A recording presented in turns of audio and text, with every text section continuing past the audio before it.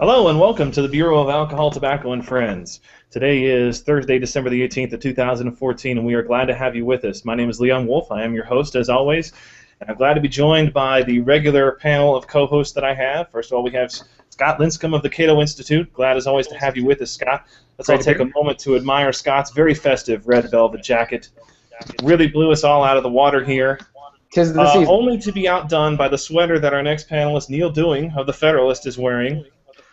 Hello, everybody. Glad to have you with us, Neal. We all have also with us Jay Caruso of Pocketful of Liberty. Glad to have him with us. And we are also glad to be joined this week by our guest host, Ben Howe. Ben, can I get you to? I've got an ornament. Maybe? Sure. I'm getting a lot of feedback here.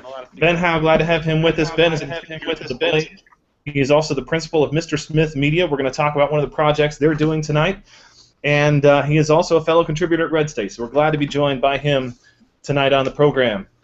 It is going to be, more likely than not, our final broadcast before the Christmas break, so we thought we'd kick off our broadcast tonight talking about a subject that is near and dear to all of our hearts here on the Bureau of Alcohol, Tobacco, and Friends, that being, of course, alcohol. We're going to kick off this show talking about our favorite holiday cocktails that we have, those nice warming drinks that we have to get us through the unbearable season where we're forced to spend time with family that we barely know and oftentimes don't really like. And we're going to kick the show off by tossing it, first of all, to our resident drunk, or our resident professional drunk on the program, a paid commentator on adult libations, Mr. Neal of the Federalist. To take us away, what's your favorite holiday cocktail that you're going to share with us? Leon, I enjoy a good eggnog. A lot of people get weirded out by eggnog. It's creamy. It's got egg in it. It's gross. But it is the stuff out of the carton. Yes, it is. It's a little gross. But when you make it the way I make it, it's divine. It really and truly is. You take a little bit of 1.5 ounces of Remy Martin and 1 ounce of Virginia apple cider, 2 tablespoons of sugar, an egg, and a dash of cream. And then you emulsify it in the shaker. Shake it up there. Then you add your ice. Then you shake it for 2 minutes until it gets nice and thick. Pour it in your glass. Oh, it's awesome. Garnish it with a little cinnamon. It will change your life, my friends. Thank you very much, Neal. And I will admit to being an eggnog partisan. I even drink the stuff out of the carton. I don't think it's terrible. Absolutely. No, look, I'll drink it out of the carton, too. I was just deferring to Jay's pedestrian sensibilities. I understand. Jay's a man of very refined taste. We know nothing on this show if we don't know that. I'm going to take the host prerogative and go next here, and I'm going to share the recipe that I have for, it's a grapefruit hot toddy that I'm drinking here tonight. Very simple recipe that I got from my friends at Thug Kitchen, who are almost as good at coming up with cocktail recipes as they are at using profanity. So we start here with 2 shots of your favorite bourbon. I use, myself, this Woodford Reserve tonight. And this is actually kind of important. You don't want to use a cheap bourbon for the purpose of making a hot toddy, because when you heat alcohol, as Neal, I'm sure, can tell you as a professional, when you heat bourbon, the cheap bourbon does not hold up well. You got to use something. You don't want to use the $100 bottle stuff for a cocktail unless you're going to drink it straight. But this is a good kind of middle of the road here, Woodford Reserve. You start with 2 shots of that.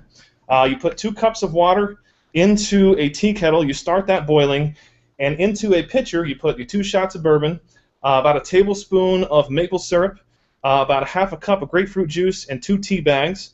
When the water boils, you pull all that into the pitcher. You let the tea steep for about 3 minutes. You pull the lid off, pour it into a glass, got yourself a nice warm mug of grapefruit hot toddy here. Wonderful drink for the holidays. Neal, what do you think about that? What's your expert opinion of what I just described? Well, I gotta say, I approve. I reviewed that Thug Kitchen recipe, and it looked very tasty to me. The grapefruit adds just a little bit of something, and I agree with you about the bourbon. You don't want to go, Pappy Van Winkle or anything, but you do want to use a little bit higher quality than your Virginia gentleman, say. All right, Scott, you're up next. What's your favorite adult beverage for the holidays? Well, So I don't specifically have an adult beverage that I absolutely go to during the holidays only. I do, however, want to first agree I'm on Team Eggnog. A good eggnog is simply fantastic as compared to, oh golly, the store-bought stuff. It's very, very good. However, during the holidays, one of my favorite things to find at a Christmas party is mulled wine. Something that really only fits in the holiday season. Mulled wine, you can find any recipe online. It's about one of the most simple things you can do. It's basically red wine, mulling spices, and honey or sugar put into a saucepan. Some bring it to a boil. I like to just get mine to a nice heat because I don't want to get any of that precious alcohol burnt off. And then pour it in a glass with maybe a little orange rind. Absolutely an excellent way to waste away a Christmas party. It's basically like drinking potpourri all night. Excellent. I'm a fan of mulled wine as well. Excellent suggestion, Scott. Jay Caruso, what's your favorite adult beverage for the holidays? This stuff that you guys are drinking, it sounds like a lot of work. So I keep it simple, very simple pleasure right here. It's just beer. That's it. That's all I need. Now, I'll drink scotch as well. I'm not a big mixed drink person. I don't have the wallet to be able to go out and buy all different types of liquors to make all these mixed drinks. So it's usually just beer. I'm privy to lagers. I don't like IPAs. I think they're a little too bitter. I don't like stouts either. It's just a little bit too much. So lagers are kind of like that in between that I really like. But I'll also, scotch is very good. I love scotch. If it's a blend, I'm fine with Johnny Walker or Dewar's, something like that. So I'll enjoy that as well. So that's about as complicated as mine gets. I figured if I start drinking eggnog, maybe I'll start wearing sweaters like Neal does, or at least the recipe that he's come up with would cause me to put on a sweater like that. I don't know. I think would that be the worst thing, Jay? A little more fun sweater in the world. It's a beautiful sweater, Neal. Thank you. And what kind of cigar are you smoking? That's more sweaters. Neal is better. So we got Bill McMorris from the Washington Free Beacon is joining us live from the Washington Free Beacon's Christmas party. Neal, are you with us? Can you hear us, buddy? Neal's had a little too much of his favorite adult Christmas beverage already, so we're going to throw this to our guest panelist, Ben Howe. Ben, what's your favorite adult Christmas You're calling him Neal. That's true. You were calling Bill Neal. Yeah, you were calling Bill Neal. My bad. That's what confused me. We're still going to you, Ben. I don't know. What's your favorite adult beverage for the holidays? Well, for me, and having been a Red State contributor for a while, I feel fairly certain that Leon and others will make fun of me for this. I'm more of a wine drinker. I like Bordeaux, and at the holiday season, I would love to have a glass of 2000 Chateau Lafite Rothschild. I've had it before. It's really good, but it's really, really expensive. So I'd go with something cheaper, maybe a 1999 Chateau Duhart Milan. Really good stuff. I love it. It's great with steak. And it's got enough alcohol content that I only need 2 or 3 glasses for the whole night to feel great. Hey, listen, Ben, nobody is going to make fun of you for that suggestion. It's important for the women to know what they want to drink on their holiday as well. So that's the perfectly legitimate suggestion that you've given us here tonight. And I want to thank you. I was very close to Boone's Farm was a close second, but Boone's Farm, the fuzzy navel variety, I'm sure, is what you're going with. Yeah. All right. Is Bill with us yet? Bill's still not with us. All right, we're going to stay with Ben. Yeah, he's at a party. We're glad to have Ben with us tonight. He's here to talk for just a little bit tonight about his new project that he's running. Are you doing this through Mr. Smith Media? Yeah, I'm doing it with Mr. Smith Media, and I'm doing it in conjunction with a nonprofit called the Moving Picture Institute, which helps filmmakers find funding for their films. So tell me a little bit, maybe 60 seconds worth, about what your project is and what you're hoping to cover in this new film that you're doing. Sure. Well, as you know, earlier this year I released a documentary, Bankrupt, about Detroit and its rise and fall. But I think that as important as it was to understand how Detroit got where it was, the future is what really matters. And it's my opinion that what happens in Detroit could be a great example of what could happen in America. I think they're a little bit ahead of us in that the results of cronyism in years, decades really, of government colluding with large corporations and taking advantage of taxpayer money has resulted in the decay that you see. What's going to happen next is the question. There's been at least 4 or 5 rebirths of Detroit in the last several decades. This might just be another one, and it's really going to depend on whether or not government, local government, does exactly what we expect it to do, which is try to grow itself and enrich itself as opposed to encouraging a free market system. So what I hope to do is go there and shed some light on all of that and be able to show people the entrepreneurs that are there that are working to make a difference, and then also ask the tough questions the city council, the mayor, and others, and what they plan on doing with the city. Now, Ben, I thought it was important to have you on the show, and I'm glad that you're here because Ben, for those who don't know, is one of the most talented filmmakers on the kind of conservative side of politics. And I think that this is one of the areas that we have. I'm sorry, Ben. Can you cut off your microphone? Is it doing it again? Plug in some headphones. Yeah, it's doing it again. I'm sorry. And so this is one of the areas that I think that we've really ceded a lot of territory, which is artistic talent. And I think that what you're doing in terms of telling a story visually to people is very important, especially as we reach out to a younger generation. So what we're going to do, which is a little different than what we normally do, is we're going to have a round robin where everybody asks questions of Ben, and Ben fields questions.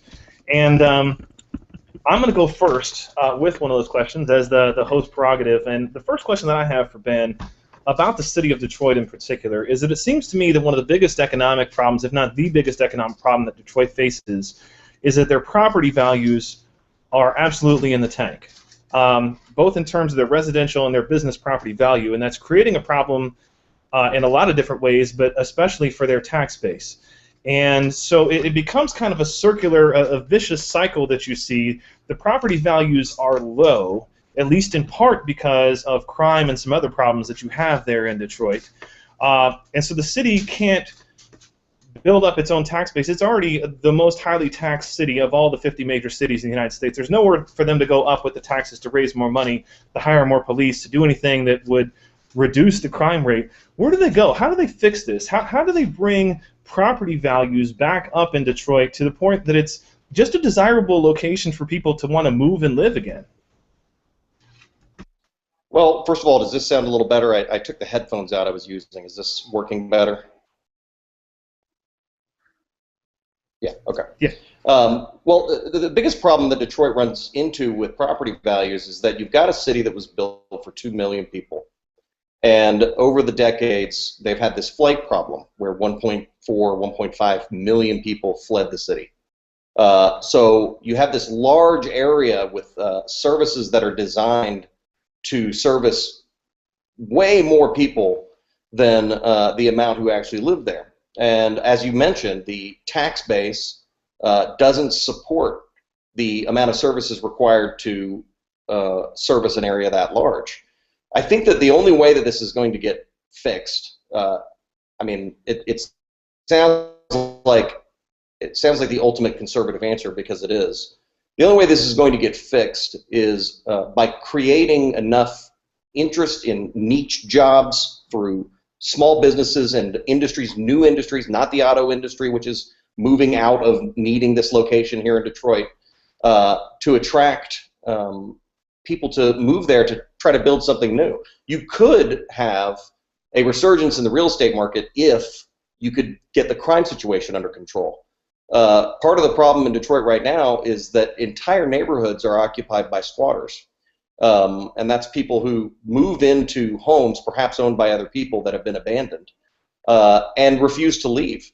And these entire neighborhoods dealing with this problem, which makes it difficult to revitalize the area. The other problem is the city itself gets in the way sometimes of innovative people that come up with ways. I mean, it may sound silly at first, but for instance, somebody actually had animals that they were goats or something like that they had in a neighborhood that were eating grass on abandoned homes to make them not look horrible.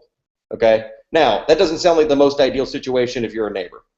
But at the same time, the city prevented them from doing that. The other option was the overgrowth that looks horrible and makes it hard for people to see any value in going in and trying to build anything up. So I feel like the city gets in the way of things getting fixed, and it's going to stay that way until the city council and the mayor and everybody gets on board with the idea that the free market is the way to go.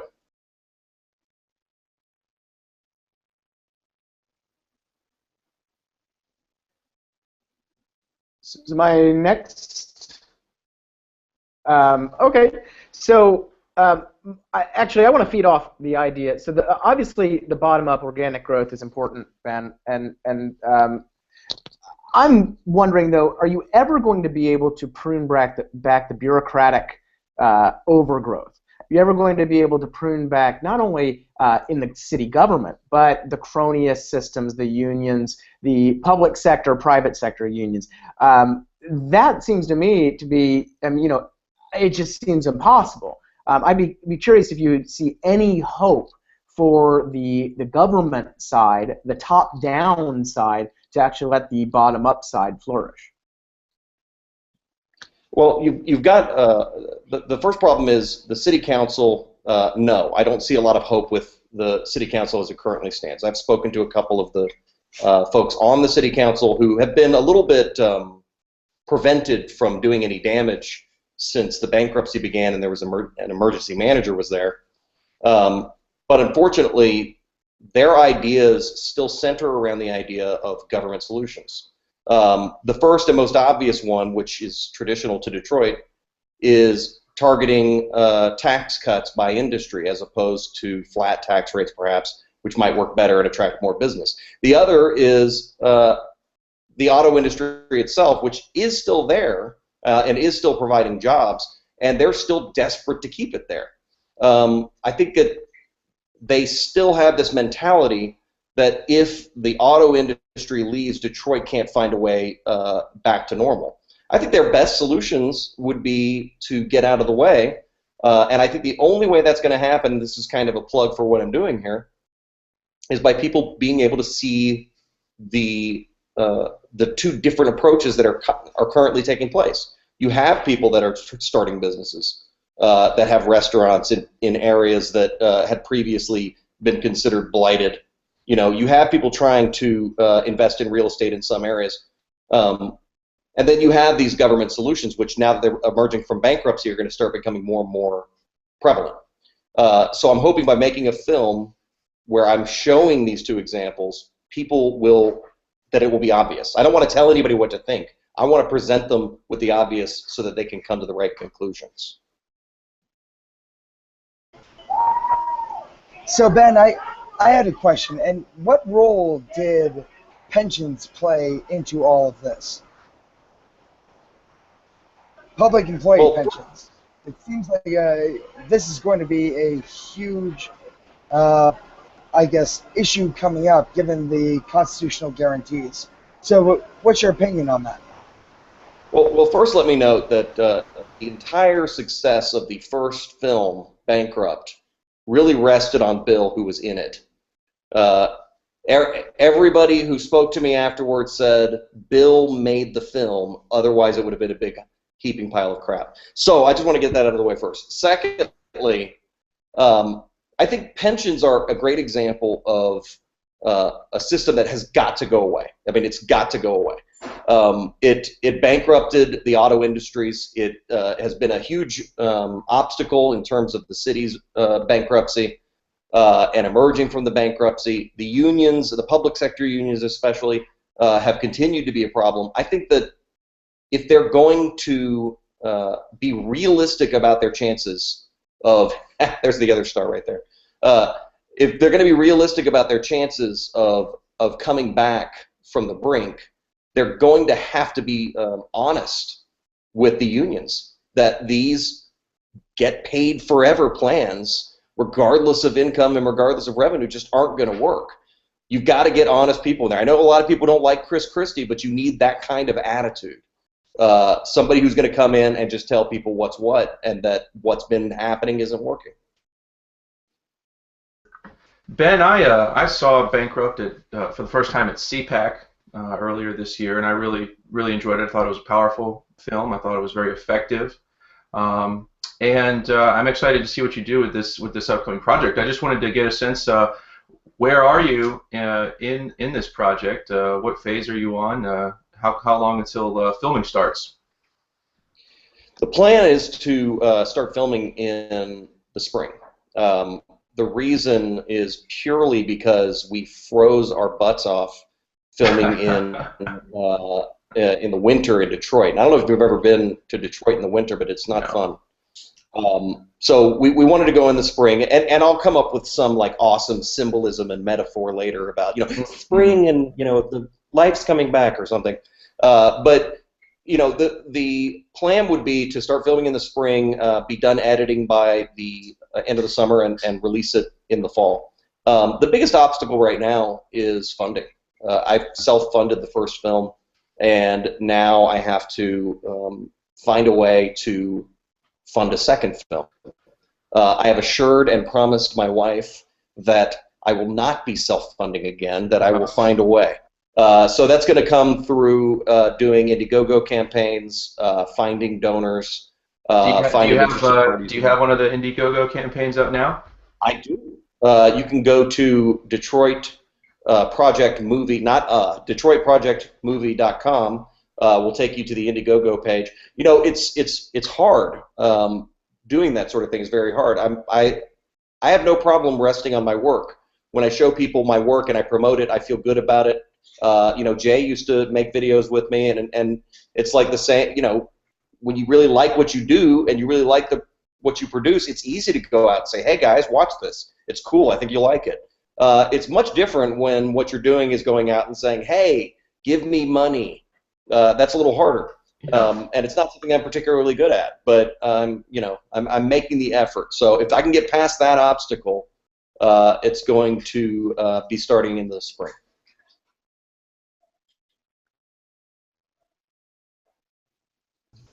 All right, Jay, what you got for Ben? What do I have? My turn? Okay, I can't hear you anymore. Well, Ben, let me ask you this. You're a guy from the South. You're from what, South Carolina or North Carolina, right? And now you live in Texas.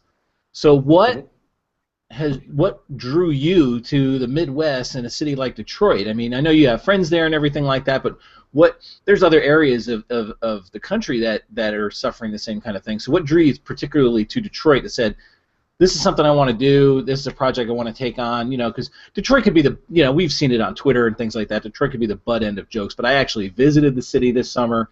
There's really a lot of great people there. There's potential. There's definitely potential for them to come back, and like you said, it's got to be a lot of the government kind of getting out of the way and letting people just do what they do best. So what kind of drew you to that, and just kind of explain, basically what made that so appealing? Honestly, it started with anger. I was in 2008 when the recession was in full swing. My businesses were going under. I was going bankrupt, and I had to watch as President Bush got on TV and said, I know there's a lot of businesses suffering, but we need to bail these businesses out. And I watched as these auto executives went before Congress and said, as their entire sales pitch, we're going to save Detroit. That was their pitch. We're going to save Detroit. So with great interest and over the years, I wrote a lot about what was happening with the auto industry. And by the time 2012 came around, President Obama was running on Osama bin Laden is dead and GM is alive. So I thought, hey, maybe it worked. Who knows? Maybe this was a good plan. And then in 2013, Detroit filed bankruptcy, and I just thought, well, that's odd. I was told that by doing this we were going to save Detroit. What happened? And suddenly the goalposts had been moved. It was about saving GM. It wasn't about saving Detroit. So that was what really got me interested in the first place. But as I studied it and looked into it, I couldn't help but think about the fact that what Detroit is going through is something that, as a nation, we're going through. You had corporations that were too tied up with government. You had too much money exchanging hands between powerful people. You had too much meddling in the free market. You had too much holding on to the past when it came to industry.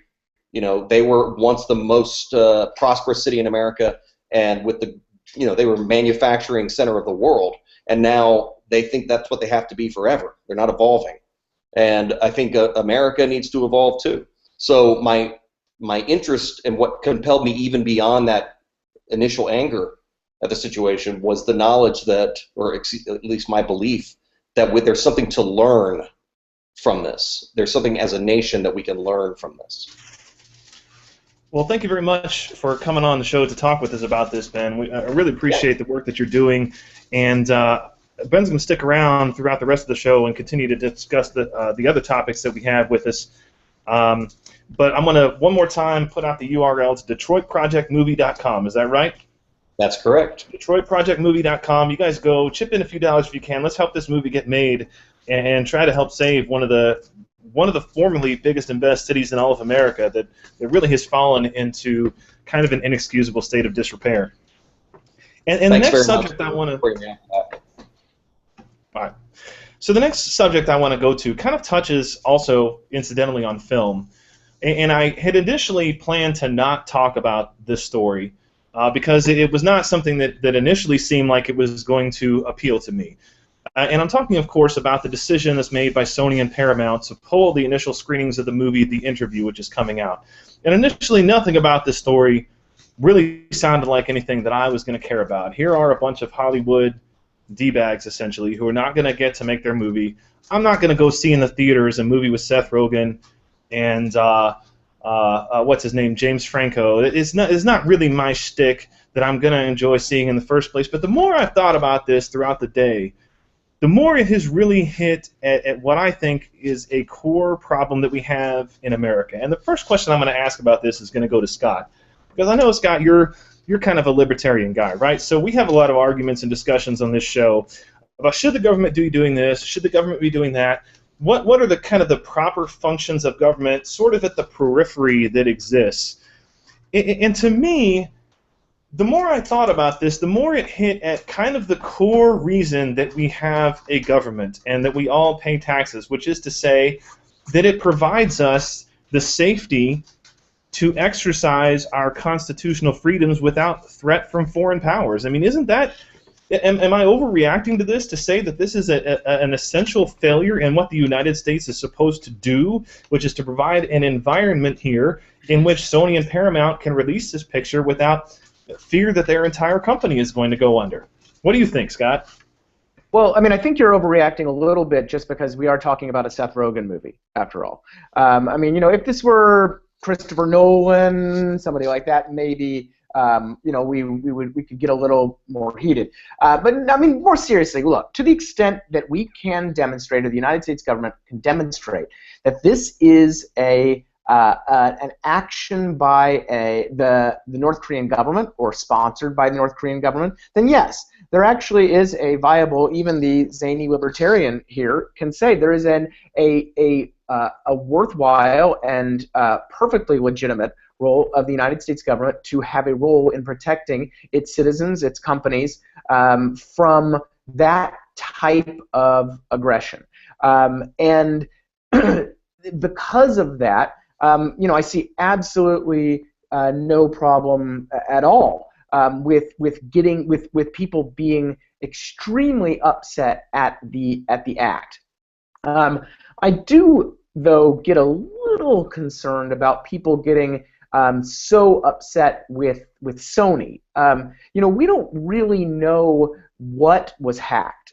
This might not simply be a bunch of embarrassing emails. I mean, to the extent that this is their employees' health records, their employees' family health records, their personal financial information, we really don't know what was taken. And so, you know, to the extent that people are are bitching and moaning and complaining about the decision of Sony, I think it's a little unfair and a little short-sighted. I mean, of course, you want I'll go farther than that. I think it's completely unfair. I mean, as a PlayStation user, I can remember this is not the first time Sony has been down this road. They have faced business-crippling attacks to their computer infrastructure before. They know good and well that they face total financial ruin if the situation is not addressed. So everybody's mad about Sony right now. I'm 0% mad at Sony. I mean, if they don't have a safe environment to conduct business, how are they supposed to release the film? Right. So and I totally agree. And then as far as the complaints about the Obama administration go, I don't want to sound like an administration apologist here at all. At the same time, we really don't know yet what they're doing behind the scenes to rectify the situation. Just because, again, they're not doing a bunch of chest thumping and aggressive public actions doesn't really mean that there isn't some sort of Stuxnet behind the scenes going on. It doesn't seem like that, but again, I think we are jumping a bit down their throats as well. So Jay, let me throw this next question to you. Okay, obviously we're still under a little bit of fog of war, for lack of a better term, in terms of what the facts of the case are. I think a lot of people are assuming right now that the Norks are behind this. We don't know that for sure. Let's suppose that the facts come out and we find out for a definite sure we're able to satisfy ourselves to some reasonable degree of certainty that the North Korean government is behind what's happened. Is it fair to call this an act of war? I mean, is that an appropriate line that we can say that's been crossed? I mean, granted, no bombs have been dropped, no bullets have been fired, but I mean, this is the detonation of an American, right to do business in America. Does it need to be considered to that point? And as a follow-up question on that, would we be justified to retaliate in kind if we have the ability to do so, if that's what we determine? An act of war? I don't know. I mean, how much has the environment changed? I mean, information is so very important these days, and we've seen this with, the Target hack and the Home Depot hack and all these people getting, credit card information, this kind of thing. Information has become very, very, very key to our identities, to our credit, a whole bunch of things that are very important to us as not only people but as a nation. So could you consider an act of war? I don't know. I mean, this is Sony we're talking about. I mean, people are getting pissed off that they can't go see a Seth Rogen movie. I mean, I don't know. Maybe they're doing us a favor. I don't know. And the other thing is, somebody had brought up the point that Sony is doing this as a big marketing ploy, saying, okay, they're gonna shut it down for a while, they're gonna get their shit together, and then they're just gonna go ahead and release the movie sometime in January and make a ton of money because people are just gonna go see it simply because they're just so interested all of a sudden now in seeing how bad was this that North Korea decided to launch a cyber attack on us. Is the government? Are we in a position to respond? I mean, have you ever seen a satellite image of North Korea at night? I mean, I don't know what we could possibly do to them that could hurt them. Because how much is the government going to be hurt? You're just going to hurt the people more. There are people that are starving there. They have no electricity. They have no cars. They have nothing. There's no possessions. There's nothing going on there. I don't know what we could do other than maybe shut down the government computers that they have there, where people don't even know that companies like Google exist. So I'm not sure how much we could do. I guess U.S. officials are saying that it was North Korea that did this. I think you have to be concerned about how much China played a part in this. Or how much they think they're going to benefit from this. I just don't see how North Korea could have pulled this off by themselves. I really don't. It just kind of seems strange. I think there's got to be somebody else involved. Call me a conspiracy theorist if you want, but for something like this to happen, it's got to be somebody else. But then again, you look at how stupid Sony was with how lax they were with their security, and you wonder just how difficult was it for somebody to actually break into this stuff. So I don't, it's one of those things that's kind of up in the air. I don't know how much the government can do at this point. Well, Ben, I'm going to throw this to you as a filmmaker here, and let me kind of get your perspective on this. I saw some of your tweets, and listen, it's one thing for us to say, and I get the joke. Yeah, it's a Seth Rogen movie. It's not a big deal that a Seth Rogen movie can't happen. I agree. In the grand cosmic scheme of things, maybe our society is better off that a Seth Rogen movie never gets released, that never another Seth Rogen movie ever gets released. But if you take a step back, and if you look at the way Hollywood is reacting to this, of course, their axe has finally been gored, and they are acting like this is the worst thing that's ever happened. So if you look at this somewhere in between the middle of I absolutely don't care because of the fact that the subject of this attack is a movie, and the subject attack is a movie, and therefore it's the biggest deal that's ever happened, how do we look at this objectively and say, look, isn't the right to go see a stupid movie something that still should be protected vigilantly and with great force by the United States government? Isn't that still an essential function that they provide?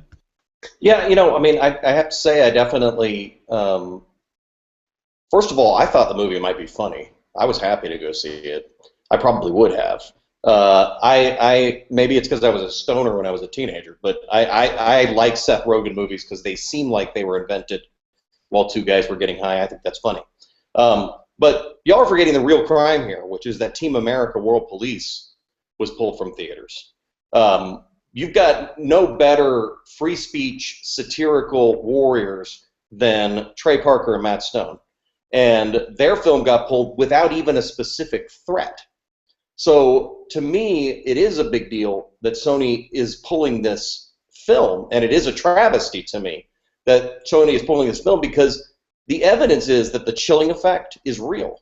I mean, Paramount pulled the film without even having a specific threat. The other film with Steve Carell that was coming out got canceled because, again, now there's this chilling threat. So to me, yeah, I agree that Sony was not in a position to be able to say that they felt safe releasing the film, and I get that, and I understand that. But doing something in spite of not feeling safe is your only option when you're facing a threat. I mean, that's the nature of a threat. If a threat is real, then you aren't in a safe position if it's a real threat. So either you continue and defend that free speech, not just in theory but in reality, by putting the film out anyway, and damn the torpedoes, or I think you contribute to a culture of fear that is being fostered by giving in to essentially terrorists. I do think that the United States government has a role in protecting its citizens, including its corporations, from having to make decisions like this. If this is North Korea, then I absolutely think this would be an act of war. Absolutely. If China did it, we'd think it was an act of war. We can't only call it an act of war if it's from a country that actually could pose a physical threat to us. Well, and I understand the point that you're making, but I think to me that we traditionally draw a distinction between bravery and what is required of someone, right? So when we talk about, and maybe this is an overblown analogy, at least to some degree, but we all said the people who went and voted in the Iraqi elections, right? We all saw the pictures. They held up the purple finger. They went and got their ink dipped, and we said, well, look, this is very brave of them to brave the fact that they're being threatened with their lives, that the terrorists and Al-Qaeda have said that anybody who votes is going to be punished with death. They're very brave. On the other hand, we can say, look, it's not Sony's job to make sure to face corporate death, okay? That's not their job. It's the United States government's job to make sure that doesn't happen on the one hand. But a slightly different question, I want to turn this over to Neal.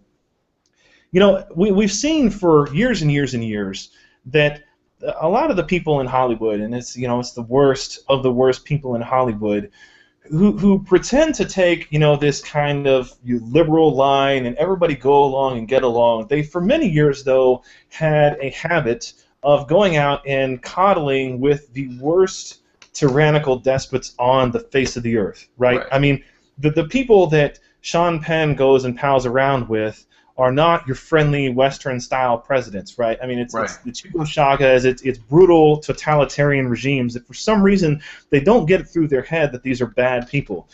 Is this an event that you think can or will change any sort of Hollywood attitudes about some of these regimes that they've been cuddled up to for so long, North Korea being one of them? No. No, I think you're looking for some kind of learning to happen. No, that's not going to happen with these Hollywood folks. They're going to strike the right poses for this moment, which they're taking the temperature, seeing which way the wind is blowing, and they're going to say something popular, and then after all this is blown over, they'll go right back to thinking that their political opinions are well considered and that they have good points to make. So no, I don't expect Hollywood to offer anything in the way of contrition or amending their previously mistaken lives. Not at all. Well, it's a brave new world that I think that we find ourselves in. We have, from what I've seen in news reports, defectors from North Korea claim that there are an army of something like 1,800 of these computer hackers who are out there ready to do essentially what, whatever it is that Kim Jong-un wants done. And the concern that I have is that if this is not met with some sort of effective deterrent on the form of North Korea, is that North Korea gets to dictate essentially what American corporations do, and that is a concerning thing for me. And It absolutely is. I mean, I'm astounded that people are being so risk averse as to cancel screenings of the movie, as to just basically tamp down on things like Team America. I don't understand why we're paying that much attention to it. Even if you were just to, and I think you and Scott both raised good points about Sony protecting their people and their personal information. But even if you were to just callously, disregard that, as most people would, because most people don't give a rip about Sony and their employees, we're not. You would expect people to just do what they were going to do what they wanted to do, regardless. And that's what I don't understand here, is why are people paying that much attention to it, and why are people allowing themselves to I guess it is this chilling effect here. But I'm not sure who's pulling those strings, who's making those decisions. But it is noticeable. So speaking of brutal totalitarian regimes, we're going to shift to talk about the other major topic in the news, and that is Scott's favorite country, Cuba. And of course, the big topic in the news is that the Obama administration has decided to take moves to normalize relations with Cuba. And first of all, without getting into the specifics of any future action that might be taken about Congress or the specifics of the swap, Scott, do you support what the Obama administration has done so far in terms of the policy shift towards Cuba?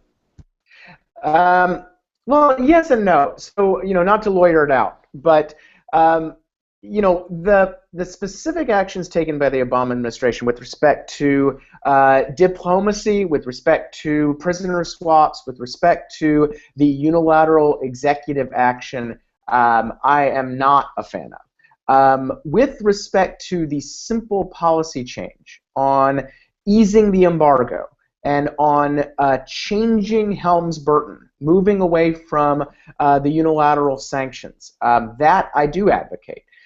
So what I would have hoped was that this was a congressional action to reform or overturn Helms-Burton, which for the viewers is the 1990s law that codified the trade, travel, and economic embargo the United States unilaterally imposes on Cuba. So in that sense, yeah, I do support it. The reason, and there are a lot of them, but the most basic reason is that I am a firm believer in a presumption of liberty, and that is liberty for the American people, for not limiting the American people's liberty of travel and liberty of contract and the ability to engage in commerce. And especially bans on travel and bans on commerce. I think there's a pretty high burden for the United States government, any government, to meet. And in this regard, the stated objectives of Helms-Burton were to induce some sort of regime change in Cuba and to discourage international investment in Cuba. And both of those objectives have proven over the last 20 years to have been total failures. So with that in our pocket, I think that the presumption for liberty stands, and I do not think the state has met its burden of proof. And so for that and for the general reason that, like a lot of people, including Dick Cheney, by the way, there are decades of proof that unilateral sanctions, and these are unilateral. No one else is doing this. Every other government, all of our allies, have simply rejected this premise. Cuba is a WTO member, for Christ's sakes. For those reasons, yeah, I do welcome the change. I just wish, like almost every other Obama policy, it were done a little smarter, a lot smarter, and with the consent of the legislative branch, like the silly Constitution demands. Well, and I'm going to throw this next question to Jay, and I will come back to Scott on this because he and I have had some back and forth about this today. It's one thing to say that the policy isn't working now, and we define working in a lot of different ways, right? So it's clearly not worked in the sense that it has brought about regime change, but that doesn't, at least to me, answer the question of whether it has worked at all, which is to say, to stop the spread of Castro's influence, to stop him from enriching himself and his own power and more firmly entrenching himself and his own family in power.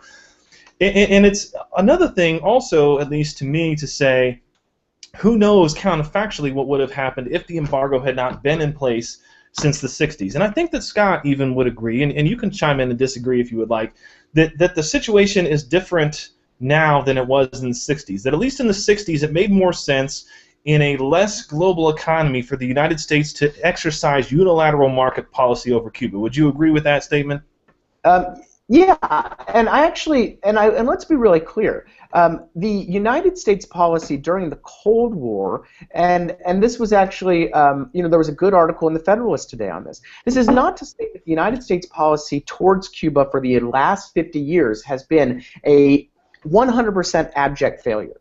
What I'm saying is right now, in the current reality, it's just simply not the right policy. There are a lot of so the Federalist article, just to quickly get into it, is that look, the embargo sucked a lot of money out of the Soviet regime during the Cold War, and in that sense it was very much successful. Today, however, we don't have that situation. And again, just to reiterate, they have plenty of Canadian dollars. They have plenty of euros. There are Deutsche Bank and Airbus and everybody else operating down there. Even the United States trades with Cuba. We had about $360 million in bilateral trade with the Cuban regime last year, and that was down actually a good bit from a few years before. So this is not total isolation, and that's different. It's much different from Iran, from North Korea. So that having been said, and I will throw it to Jay for this part, isn't it a different thing to say, look, we're not considering whether from now we're going to start from zero and institute an embargo. We're starting from a situation where the embargo exists and deciding whether to eliminate it. Those are different, at least from a game theory perspective, those are different positions to start from and where you're going to. So regardless of whether you think the embargo is working or not working, clearly it is of some significant value, at least from the Cubans, that the embargo be lifted. And so when we're talking about what the Obama administration has done, what we have to examine, at least in part, and I think Scott would probably agree with this, is whether the Obama administration got enough from the Cuban government in exchange for having a policy lifted that they wanted lifted. I mean, we are living in a world of realpolitik, and it seems to me that in exchange for giving up quite a lot, not only in terms of the normalization of relations, but also in terms of the prisoner swaps that we got, as I think the Washington Post pointed out today, the same thing that Cuba has already promised to the Vatican and to a number of other countries. Do you think that what Obama got in exchange for the change of relations was enough? And what would you have rather seen him try to get? The answer to that is no. Marco Rubio said it. He's the worst negotiator of his lifetime, and he is. I tweeted yesterday that if Barack Obama was a baseball GM, he would go ahead right now and offer a 5-year, $50 million contract to Jose Canseco. That's how bad he is. They didn't. He came away with nothing. Okay, everybody wants to talk about free trade. Free trade what? What are they going to send us? You know, I think it was somebody had said something. What are they going to send us? 57 Chevys? I mean, is that what they have to offer? There's nothing there. Everybody talks about free trade. It's not free trade when the people are still going to be oppressed. The free trade will benefit the Castros, of course, because there's going to be companies that have a financial interest in wanting to send stuff down there, and they don't care what's going on. The problem is he walked into a negotiation, as he always does, and he walked out, as far as I'm concerned, empty-handed. There was no guarantee of individual rights, no guarantee of freedom of free and fair elections, no release of dissidents, nothing in that area that shows that they're going to take any kind of step towards, even the slightest semblance of democracy in that country.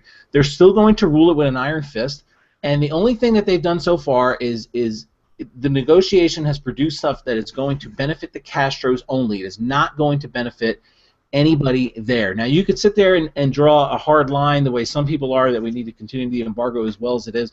Look, I'm fine with lifting the embargo and normalizing relations with the Cuban government, but there's got to be some concessions, and Obama really didn't get anything for what we've given up in that respect. And I think that's the reason why so many people are angry, and I think it's a valid anger. I am with Rand Paul in the idea that we need to go ahead and kind of, again, normalize relations. But again, when you go into a negotiation, both sides go in saying, this is what I want, this is what I want, and you try to come out with the best deal possible. This is a situation where Obama goes in and he says to them, what do you guys want? And they give it up, and they say, this is what we want, and he says, okay, and he leaves. And that's essentially it. So, Ben, how is this going to play politically? I mean, because to me, it's almost insulting to the intelligence of the average American voter, and in particular a lot of Floridians, that in exchange for, as Jay pointed out, not releasing dissidents, promising to release dissidents that he's already promised to release at least 3 times before and hasn't done. In exchange for a bare promise to release dissidents, we gave up a guy who was responsible for shooting down a plane that had over 100 American citizens on it. Obviously, the political calculus in Florida, especially with response to the Cubanos, is a little different now than it was 20 or 30 years ago. But how do you think this is going to play in Florida? And do you think that this is a policy that other Democrats are going to come out in favor of, or do you think that there are going to be more who are going to come out like Bob Menendez, kind of blasting the president for what he's done here? I've been thinking a lot that this is an example of what the next 2 years are going to be like. I think that there's a wish list that the liberal base has, and Cuba and normalizing relations with them has been on that wish list for a while. Closing Gitmo has been on that wish list for a while. There's a lot of policies that he hasn't gotten to yet. And over the next couple of years, they're not going to happen through the Congress because there's too many Republicans in the way.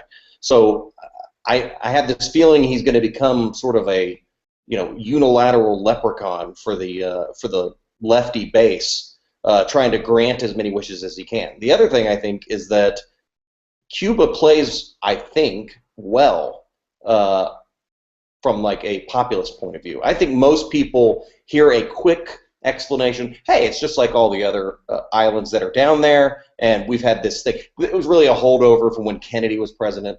People, now that most of those guys are dead, we can stop pretending that we care. Let's open up relations with them and just be normal. I don't think we get anything out of it, and I don't know why now would be the time other than Obama just setting the stage for what the next couple of years are going to be like. But I do think eventually it's going to play just fine. I think liberals will love going down there to vacation. I mean, Jay-Z and Beyonce already went down there before it was even legal. So, it's already been established that it's cool. And Michael Moore, of course. Hemingway did that many, many years ago. But yeah. But final word on this. I think it's going to play well, to be perfectly honest. Final word on this, and I'm going to go to Scott. I mean, listen, this is not an issue that breaks neatly along partisan lines, and I think that there are a lot of folks who think kind of like you do from a conservative perspective that it's time for this policy to end. And yet again, on the other hand, there are a lot of Democrats who still have a lot of anger towards the Castro regime and who will oppose any movement on this front. Do you think the political will exists in Congress to get the embargo repealed from a congressional standpoint? No, I don't. I think, though, that stems not as much from the polling and political reality as it does from kind of just calcified views of our ancient Senate and House of Representatives.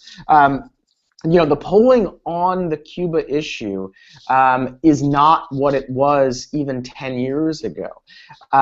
In fact, just yesterday I was reading a report that apparently a lot of guys in the White House think this is going to be politically beneficial to them in 2016. Now, I wouldn't go that far, but I don't think it's the political kryptonite that it once was. That said, I still think that the view that it is political kryptonite remains pretty calcified in the Congress. That, combined with just general hostility towards Obama's kind of reckless executive, me first legacy moves, I think are going to prevent any sort of reform, which again is a shame. It's for me, being again kind of a libertarian guy, it's a little bit like immigration reform in that this guy just refuses to actually enact what could be good policy through the constitutional process, and by doing that, just totally salts the potential for having any sort of good policy in the legislature. And it sucks, because we end up with just crap policy by fiat. Well, let's move on, if we can, to our final topic of the night, and that is going to be the much ballyhooed Ted Cruz, Mike Lee maneuver that happened over the weekend. Neal gets first shot at this one as our establishment Rhino Squish resident on the show. That is why he wears the sweater, is to mark him as such. Exactly. For those who might not be aware of the rather arcane events over the weekend, allegedly McConnell and Reid had worked out a deal in which they were going to recess for the weekend and come back on Monday and resume business. Ted Cruz and Mike Lee raised a point of order wanting the Senate to vote on whether Obama's action on administrative amnesty was constitutional. I'm going to agree. I don't know what anybody's going to stick up for that being anything other than a purely symbolic, non-substantive move on the part of Ted Cruz and Mike Lee. Maybe somebody does. If you want to, go ahead and chip in.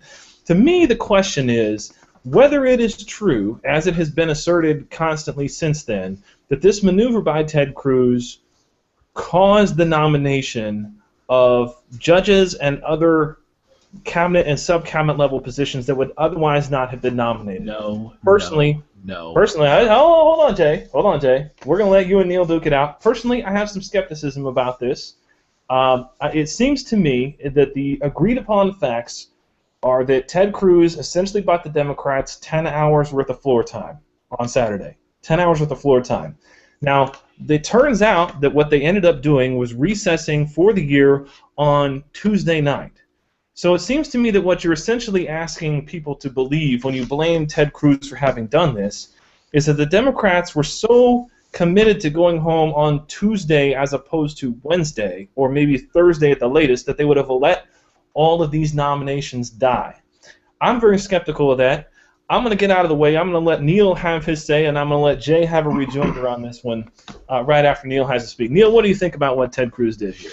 Well, I think that it would be very easy for this conversation to go in an unproductive direction, first of all. I think that anytime you bring up Ted Cruz, you're going to stoke some passions on both sides of the issue. And what I think, I've been thinking about this quite a bit, what I think the problem is that the people who support what Cruz is doing are making an argument from an idealistic perspective, and the people who criticize Cruz are making an argument from a practical perspective. So it's the tension: is it right, or is it going to work? And no, it wasn't going to work. Nothing that Cruz has done in his Senate career has been much more than a grand gesture. And those don't actually advance the ball. They do rile up the base. They do get attention.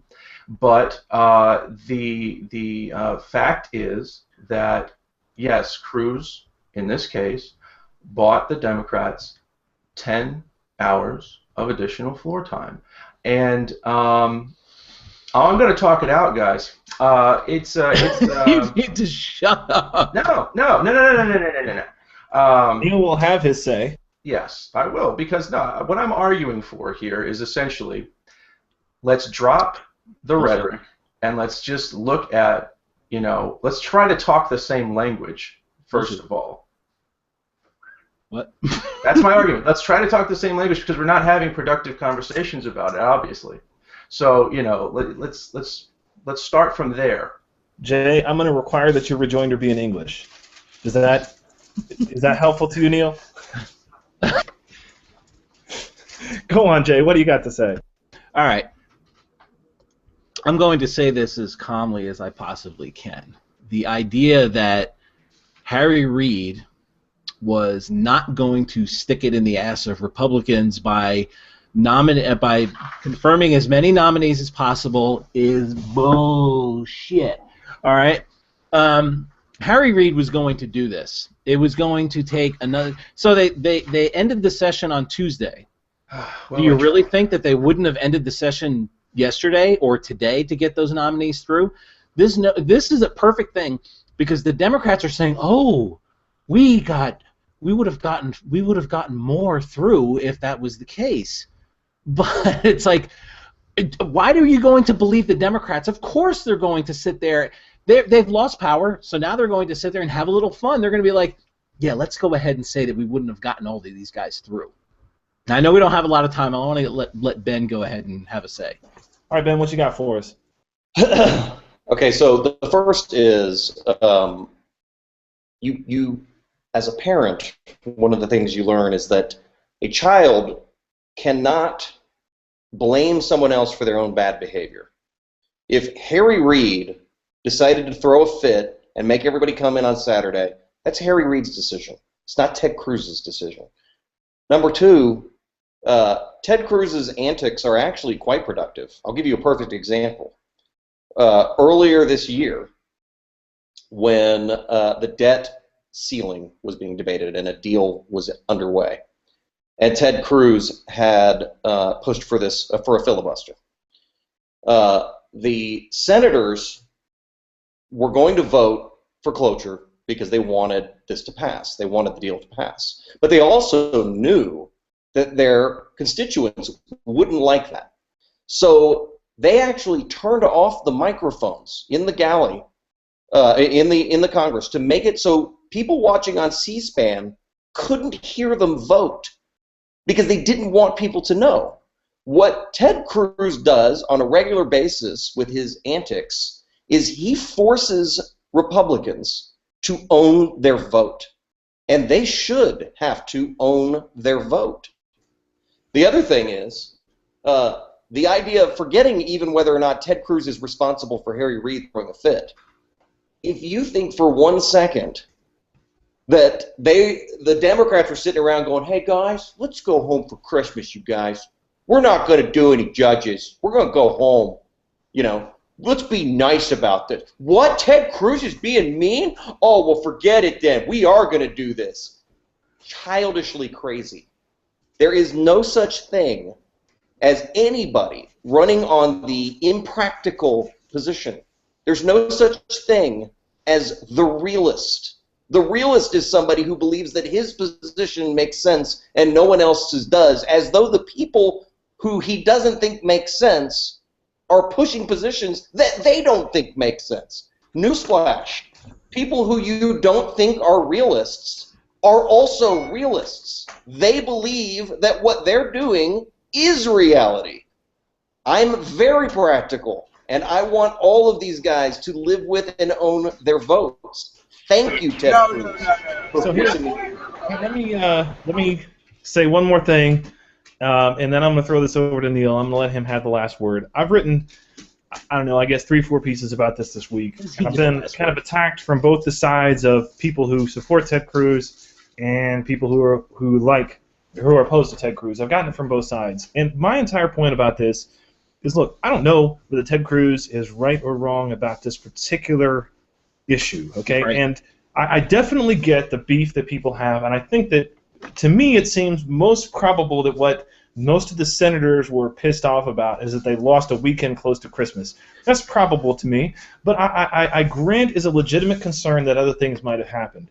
What I don't like and what I don't care for is what seems to me a deliberated and orchestrated attempt to remove him from the conversation with rhetoric that is typically reserved for people who are completely on the other side of the aisle, like Nancy Pelosi or Harry Reid or so on and so forth.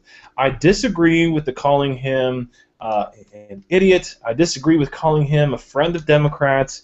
I disagree with all those things. I'm absolutely fine with anyone criticizing anything that Ted Cruz does. But I do believe that, like Ben said, he plays an important role within the caucus in terms of keeping some of the senators honest, in terms of what they're doing, and I think that is a valuable voice. Whether you agree with some of his tactics or not, whether you want to say that what he did in this particular case was unwise or unfair, that is all well and good. But I hesitate to pick up the rhetorical weapons that we use against people who live on the other side of what I call the big ditch, people who share nothing in common with our worldview, against someone who is ideologically on our side. I mean, and I think that it crosses the line from disagreement about tactics and disagreement about the particulars of what he does into an attempt to completely remove him as a legitimate part of the discussion, and that is what bothers me. And I'm going to throw this to Neal. I'm going to give him the last word, about 30 seconds here, then we got to close up the show. Right. I think what it comes down to for me is results. And I sort of contrast Ted Cruz with somebody like Tom Coburn. And I think it would be wise for him to perhaps adopt more of that strategy than the one that he has adopted. I think there's a lot of change coming, and we'll see how Mr. Cruz performs with a Republican-controlled Senate. I hope that he does very well. I think he could be an excellent advocate for conservatism if he would just play nice. All right, Neal. Thanks very much for your calm and reasoned perspective. That's what we want. Yes. Well, guys, we're out of time. We're going to close up for the week. I want to thank everybody for their time. We're going to take a week off for the Christmas holiday. Merry Christmas. The week after Christmas, yes. Merry Christmas to all of you. Thank you very much to my panelists. Scott Lincicome of the Cato Institute, thank you as always for joining us. Neal Dewing of the Federalist, glad to have you here. Jay Caruso of Pocketful of Liberty, glad to have you here. It's been great to have the Washington Free Beacon Christmas party going on in the background. We appreciated having a guest appearance by Dave Weigel and other illustrious internet personalities on our television program tonight. And also Ben Howe, thank you for joining us. Ben, give us one more time the URL for your website for the Detroit Project movie. DetroitProjectMovie.com. It was pretty cool. Thanks very much. That's very complicated. Everybody go and chip in a few bucks to help this movie get made. Thank you very much. We are the Bureau of Alcohol, Tobacco, and Friends. You all have a Merry Christmas. We'll see you after the holidays. This is usually where Bill McMorris yells something.